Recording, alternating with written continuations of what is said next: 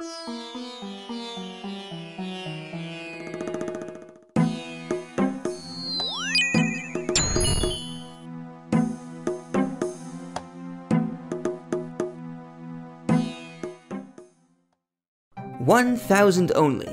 Every episode I kill 1000 monsters and perform 1000 skilling actions to upgrade my gear, stats and wealth. But here comes the best part. You, the viewer, will shape the future of the series. By releasing a poll after each episode, I give you the power to vote on what task I will set myself next. For a full list of the rules and restrictions, check out the description of the video. Are you ready? Let's begin.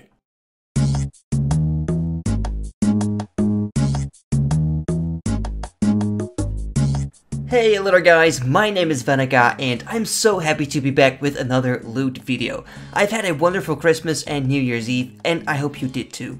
I wish you all a happy new year and I can't wait to produce more content for you all in 2021. I didn't play much RuneScape during the holidays, however I did manage to complete the Christmas event, which was a lot of fun to do. But let's get into the episode now. A couple of weeks ago I released a poll with Dust Devils, Bear Inspectors and Wyrms, and Dust Devils won by a ton. I think it's the first time we're actually focusing on magic the entire episode, and I really like that because I'm going to need a higher magic level to unlock interesting spells. I would also like to let you know that should everything go according to plan, I will be streaming 1000 only content live on Twitch starting next week. I already have a Twitch account called Vannaka OSRS and you can find the link of that channel in the description of this video. My Twitch account is already partnered, so that should be fun. I can create tons of emotes for you guys and so much more, so feel free to drop a follow to see me play RuneScape live for the first time. But anyway, let's take a look at the Grand Exchange first. I wasn't entirely sure how many runes I would need for this episode, so I just started with 2k smoke bursts, since I don't have the required level for ice burst yet. I also purchased an occult necklace and I completed my Book of Darkness for a nice magic bonus. And of course, if I want to use ancient magics, I need to switch to my ancients spellbook. So I did that, and after that teleported to Kurand to find my way to the catacombs. So I started with a huge blooper because, well, I forgot to bring my face mask. But okay, let's quickly forget about that and get into the kills.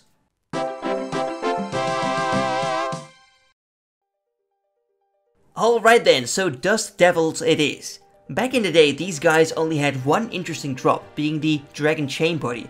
I remember the time when this body was worth about 18 million gold, which is of course not the case anymore, but then it used to be one of the best bodies in the game. The overall Dust Devil drop rate was very bad then, but later they decided to upgrade it and now it is fantastic. Even though I'm spending loads of money on runes to kill these guys, I'm still making great profit. They drop loads of coins regularly and also good alchemical drops like battle staffs, mystic staffs and rune items. And they also drop a lot of herbs, and thanks to my herb sack, I didn't need to bank every single time, so it really saved me a lot of time.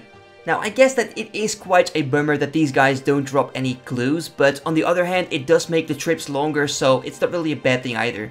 Now what I do is I use darts to lure the Dust Devils and then keep moving between two spots while running, so all the Dust Devils will be stacked in one or two spots at the same time, so I can attack them all at once with ancient magics. Now the reason why I'm killing them with ancients is because I will get so many magic levels and that is something I desperately need.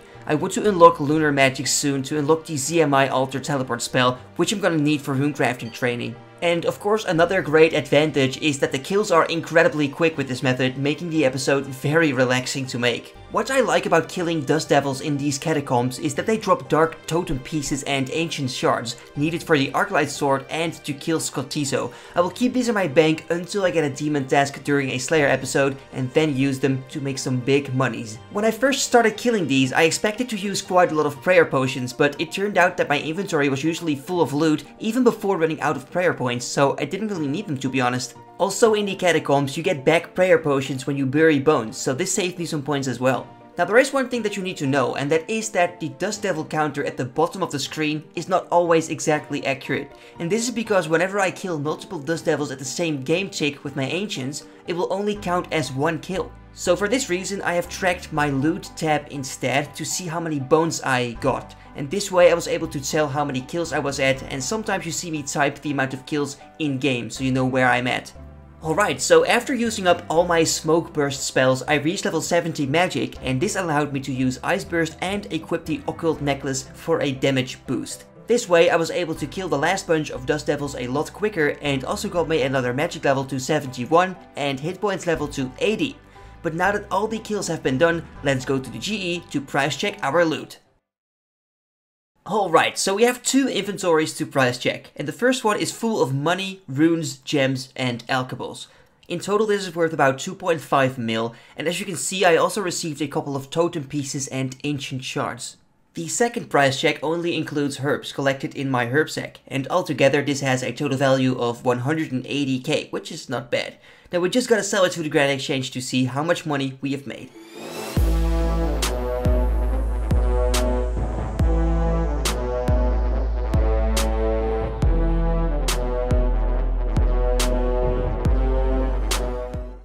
So after selling all the loot, we got about 2.6 mil, which is quite decent, and even though I spent a lot of money on ancients, I made more money than I lost, so this would be a decent method to train magic experience with profit. But now that we've completed the kills, let's get into these skills.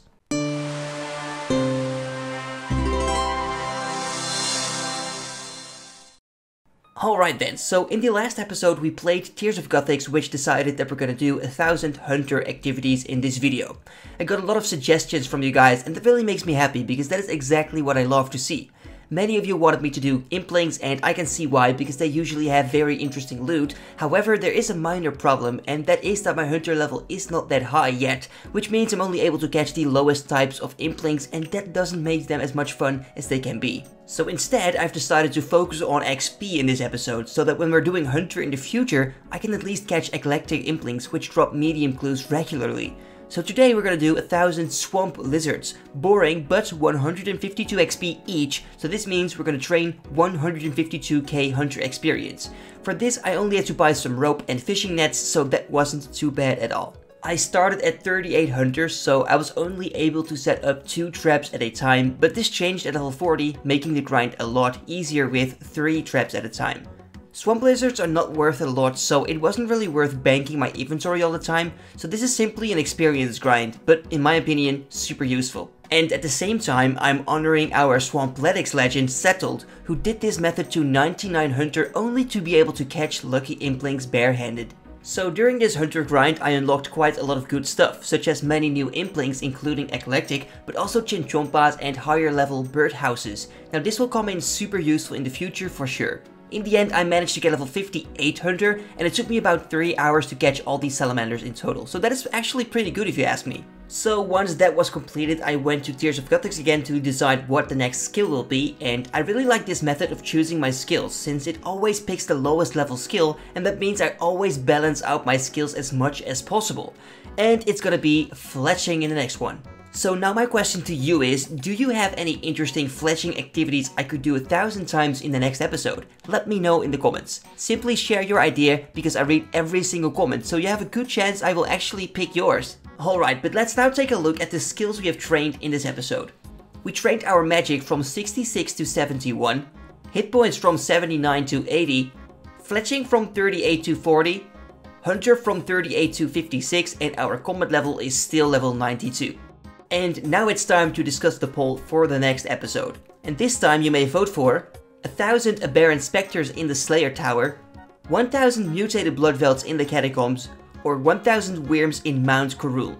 All 3 monsters have a great drop table, so that's all going to be perfectly fine. Should you choose the aberrant specters or mutated bloodvelds, I will be using melee to kill them, but if you choose Wyrms, I will use a blowpipe to train range. It is all up to you. So if you want to vote, then this is very easy to do. Simply click on the link in the description or in the comments and choose your favorite option. It only takes like 10 seconds. And if you do vote, please also consider subscribing to the channel so you'll never miss a video. So that is all for today guys. If everything goes according to plan, then I will do my first stream on Monday after this weekend, so don't forget to share your thoughts about 1000 fletching activities, and thank you very much for watching. Bye bye.